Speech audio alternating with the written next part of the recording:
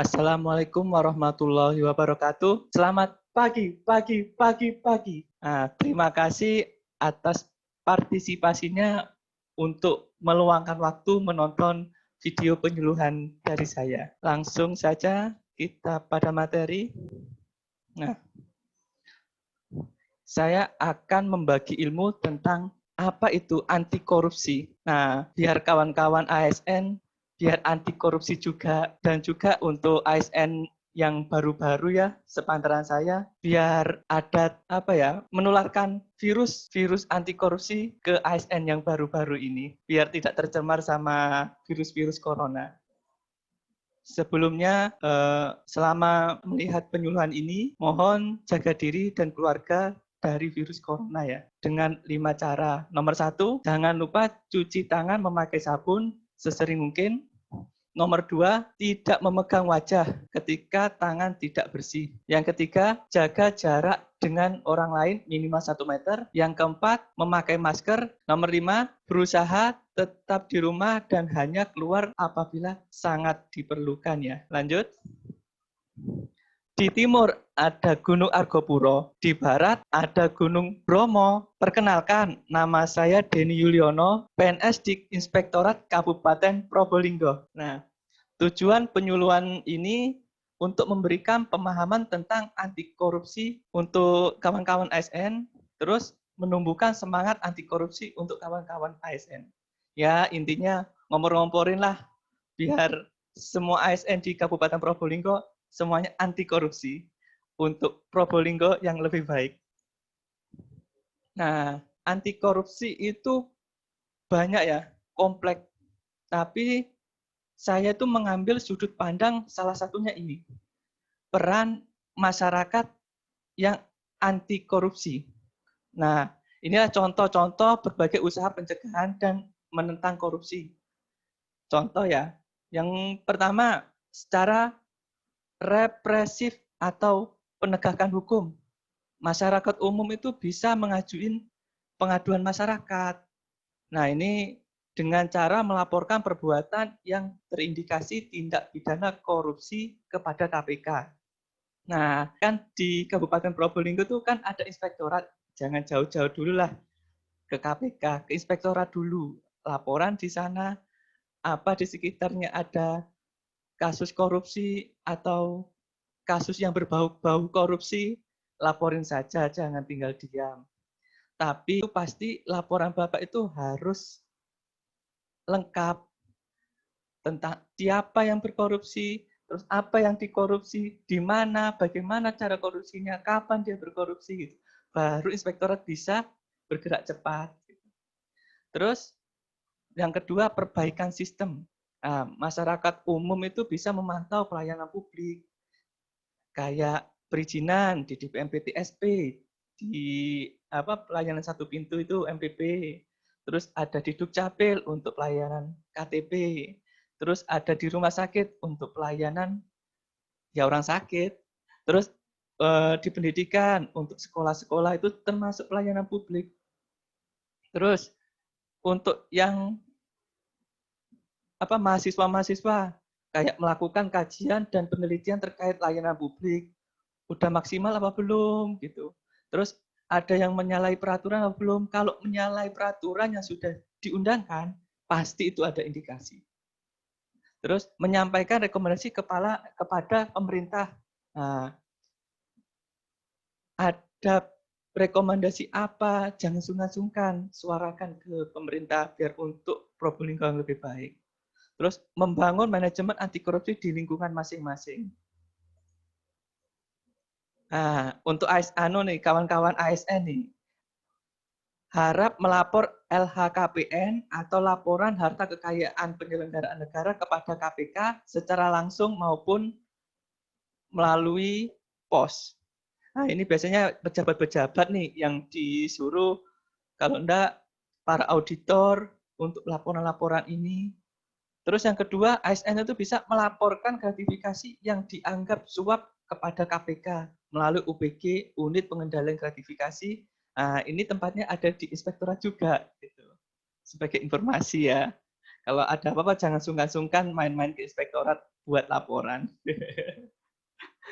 Terus yang terakhir, yang contohnya itu edukasi dan kampanye yang bisa dilakukan masyarakat umum itu menulis lagu-lagu anti korupsi biar sadar tuh orang-orang sekitar yang melakukan korupsi. Terus menulis cerpen dan atau menulis puisi tentang korupsi. Terus membuat vlog anti korupsi. Nah, ini buat kaum milenial ini. Itu buat vlog tentang pembahasan anti korupsi, terus wawancara tentang anti korupsi ke siapa gitu yang di sekitarnya yang anti korupsi gitu, biar dia ngetren gitu. Selanjutnya, nah ini kan cara contoh-contoh kenapa sih kita harus melaporkan kalau ada tindakan korupsi, terus kita harus ada andil terhadap korupsi. Korupsi itu ya merugikan, terus juga peradilannya itu tidak terlalu apa ya, ada kesenjangan di dalamnya. Nah ini contohnya. Kayak kerugian negara versus hukuman koruptor. Itu tidak sepadan. Apa yang dituntut, yang dihitung oleh BPKP atau BPK untuk seberapa korupsi yang dikorupsi itu pasti putusan tuntutan jaksa masih jauh lebih rendah dibandingkan dengan kerugian negara akibat korupsi yang dihitung tadi. Apalagi putusan pengadilan yang diberikan kepada koruptor itu malah lebih rendah lagi dibandingkan dengan tuntutan jaksa. Contoh ini ada hitungannya.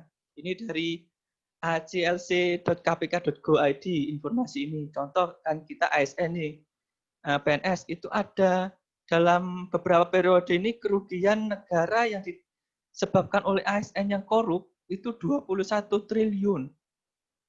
Nah, terus pas waktu persidangan, jaksa itu hanya menuntut 1 triliun. Itu berapa itu gap-nya itu? Kurang lebih 4,89%. Nah, itu apa itu istilahnya nggak etis gitu loh. Terus pas saat pengadilan diputuskan dia bersalah atau tidak, itu pengadilan tuh hanya menuntut 0,84 triliun atau 3,95% dari tafsiran kerugian negara yang dihitung tadi. Gitu. Nah, gapnya besar kan? Nah, setelah total lihat ini. Kerugian negara 128 triliun. Nah, itu bisa buat apa aja itu? Banyak itu. Buat jembatan bisa, buat sekolahan bisa. Nah, hukuman finansial adalah hukuman denda, uang ganti, dan perampasan barang bukti. Itu aja yang dituntut untuk peradilan tadi. Tapi ada kesenjangan antara kerugian negara, tuntutan hukum finansial, dan hukuman finansial keputusan pengadilan. Nah, itu berarti apa? Kesenjangan tadi, selisih gapnya tadi. Itu negara subsidi koruptor. Koruptor itu disubsidi sama pemerintah secara tidak langsung. Nah, kerugian negara 128 triliun tadi. Namun keputusan hukum finansialnya hanya 10 triliun. Terus siapa yang menanggung sisanya itu? Ya, biasanya ya setahu saya sih negara minjam buat kayak jalan tol Probowangi kan itu investasi di BUMN. BUMN-nya minjem. Terus dia leban bunga. Lihat itu untuk jalan tol sekarang mahal. Dibebankan ke siapa? Ke masyarakat sendiri. Terus yang lainnya, naikin pajak, terus naikin biaya-biaya pelayanan umum. Masyarakat miskin apa bisa untuk untuk menikmati pelayanan umum itu? Ya ini contoh ditanggung oleh pembayar pajak. Ya contoh kita ASN. Mungkin dihitung-hitung 128 triliun itu ya sampai generasi yang belum kita lahirin ya cucu kita lah. Kan kita juga belum baru punya anak kok udah mikir cucu, dia udah juga punya utang gitu loh.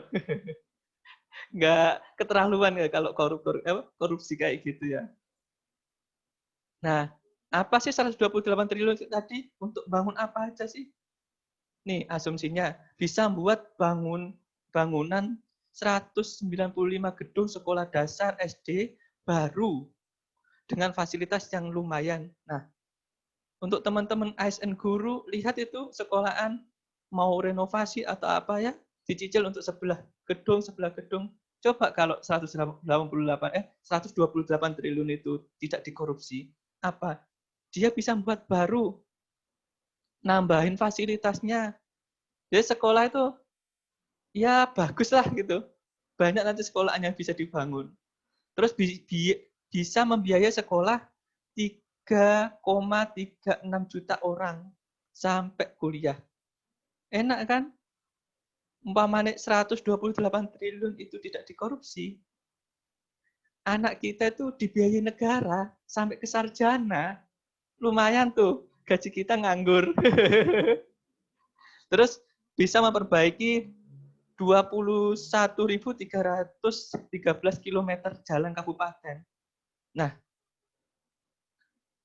banyak jalan rusak. Kalau 168 triliun tidak dikorupsi, jalan kita semuanya bagus sampai ke rumah langsung. Jalan aspal tuh langsung masuk rumah. Saling lebihnya itu jalanan itu. Terus untuk modal 33,6 juta kepala keluarga untuk berwirausaha dengan modal asumsi 5 juta per kepala. Nah, banyak tuh orang yang jualan. Nanti itu juga balikan ke negara ya. Dia bayar pajak, kan kembali ke negara lagi. Terus bisa membangun jaringan PLN sebanyak 5.040 desa terpencil. Contoh aja di Probolinggo. Di pinggiran Probolinggo itu masih ada desa yang belum ada penerangannya. Ya adalah penerangannya, cuma kan kabelnya secara ilegal ngambil ke PLN. Terus ini nih, biar koruptor itu jerah, KPK tuh punya skema. Salah satunya konsep biaya sosial korupsi. Nah, apa itu? Biaya sosial kejahatan dihitung dari 3 hal, yaitu biaya antisipasi kejahatan, biaya akibat kejahatan, dan biaya reaksi terhadap kejahatan. Maka nilai kerugian keuangan negara merupakan biaya sosial eksplisit. Dalam hal ini adalah biaya akibat korupsi, biaya sosial akibat korupsi antara lain. Nah, gini perumpamannya. Kalau korupsi itu nggak ada ya, apakah mungkin biaya hukum ini ada? Kan ini terpicu karena korupsi itu ada, makanya biaya penegakan hukum ini ada. Ini dihitung juga, nanti dimasukin ke tuntutan ke koruptor. Terus pencegahan korupsi, kayak saya ini sedang nyuluh, ada biayanya, kayak KPK lagi studi untuk anti korupsi dan sebagainya. Reformasi birokrasi, biar orang itu, ASN itu wegah gitu loh.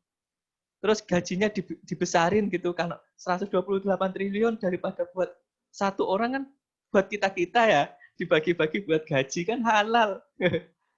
Terus biaya penahanan dan biaya penjara. Nah, kalau nggak ada korupsi, nggak usah tuh ada penjara, beri makan koruptor, terus biayai gaji, bangun penjara lagi, buat bersih-bersih kan ada biaya itu dimasukin nanti di dalam konsep biaya sosial korupsi ini. Coba kalau nggak ada, orang jaga lapas kan santai-santai, tapi tetap digaji, nggak ada orang di dalamnya, kan enak tuh. Penjara kecil-kecil aja kan nggak ada penghuninya. Tapi kalau ada koruptor, ditambahin lagi, dibesarin, dibangun, kan butuh biaya itu.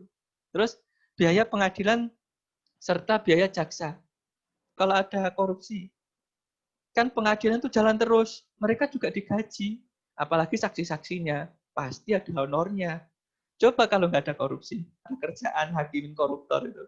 Ya mereka dapat gaji tapi nggak usah hakimin lah.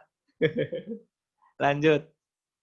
Nah ini konsep untuk biaya sosial tadi, ada biaya eksplisit itu asli kerugian negara yang diambil koruptor tadi.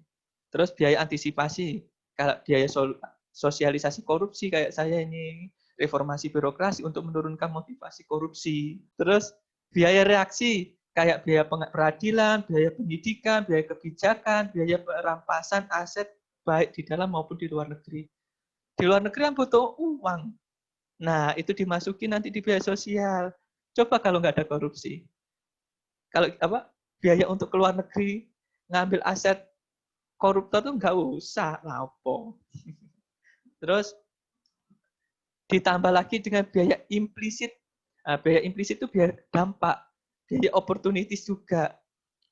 Jadi yang timbul akibat korupsi, terus beban cicilan bunga di masa datang, yang akibat timbul korupsi di masa lalu. Jadi akibat-akibat yang dulu-dulu itu diperhitungkan juga. Sampai sekarang pas saat peradilan dihitung, baru dimasukin juga. Kan untuk nutup kerugian-kerugian karena korupsi itu negara minjam uang, terus untuk perbaikan reboisasi untuk hutan, kebakaran hutan, kan itu butuh uang juga. Terus minjam uang, bunganya siapa yang yang nanggung? Kan ke kita-kita juga. Ya itu istilahnya dimasukin juga sebagai efek jera. Terus perbedaan jenjang kelipatan ekonomi antara kondisi dengan adanya korupsi dibandingkan kondisi tanpa adanya korupsi. Nah, dibandingkan nih, kalau nggak ada korupsi, kayak kebakaran hutan, manfaatnya apa? Coba kalau pas waktu penebangan hutan, efek jeleknya apa? Dari selisih itu, dari gapnya itu, nah dihitung. Nanti dimasukkan ke biaya implisit. Semuanya terus ditambah, jadilah namanya biaya sosial. Nah, ini konsep untuk BPK akan dicetuskan. Terus ini, saya ngutip dari jurnal KPK ya. Contoh hasil total perhitungan biaya sosial korupsi kasus kehutanan. Terus biaya eksplisit atau kerugian negara asli itu 10 miliar. Biaya implisitnya yang tadi 913 miliar. Banyak kan? Yang dari biaya opportunities, biaya perhitungan yang sekarang terhadap masa lalu yang berdampak korupsi. Jadilah 1 ditambah jadi 923 miliar. Terus peradilan. Coba 1,7 miliar untuk peradilannya sendiri diputuskan koruptor itu hanya membayar segitu. Lihat perbandingannya kalau kita dapat itu 543 kali lipat 900 miliar. Buat apa itu? Buat bangun jembatan bisa. Mau beli bakso, wah kekubur tuh kabupaten tuh bakso tuh. Terus hasil total perhitungan biaya sosial korupsi di sektor lainnya. Contoh ya, di kesehatan, di sektor ya di kesehatan di rumah sakit dan lain-lainnya itu 3,9 kali lipat dari biaya sosial terhadap putusan pengadilan. Perdagangan 47,9 kali lipat. Banyak tuh. Jerah pastilah. Terus transportasi 3,8 kali lipat. Mantap kan untuk dikenakan koruptor ini miskin dah. Nah, mungkin cukup sekian ya sharing ilmu tentang anti korupsi dari saya. Ya, kesimpulannya sih, masa kita diem aja ya? Efek korupsi kayak gitu. Terus pas saat persidangan ada kesenjangan kayak gitu. Kalau orang istilahnya ya, orang pendek pikir enakan korupsi aja 10 miliar. Terus dituntut sama pengadilan hanya cuma 1 miliar. Nggak adil kan? Ya sekarang buat kawan-kawan SN, lihatlah sekelilingnya. Pasti banyak masyarakat yang lebih membutuhkan. Coba kita lebih care kepada mereka. Terus kalau ada aduan ke kawan-kawan ASN, jangan sungkan-sungkan mengarahkan ke inspektorat. Kita pasti akan tindak terhadap itu. Terus kalau teman-teman ASN pingin tahu lebih lanjut tentang anti korupsi itu apa aja lagi ya? Kayak 30 delik untuk korupsi, terus jenis-jenis korupsi itu apa, gratifikasi itu apa. Nah, ini nanti diisi saja ya, Dek, di evaluasi penyuluhan saya ini, nanti di situ beri masukan saja. Terus kalau ingin secara langsung kita pakai Zoom, tanya jawab kan lebih enak tuh. Tanya jawab tentang anti korupsi, diisi aja dari situ. Oke? Jangan takut melawan korupsi. Anti korupsi itu keren. Ya, terima kasih. Wassalamualaikum warahmatullahi wabarakatuh.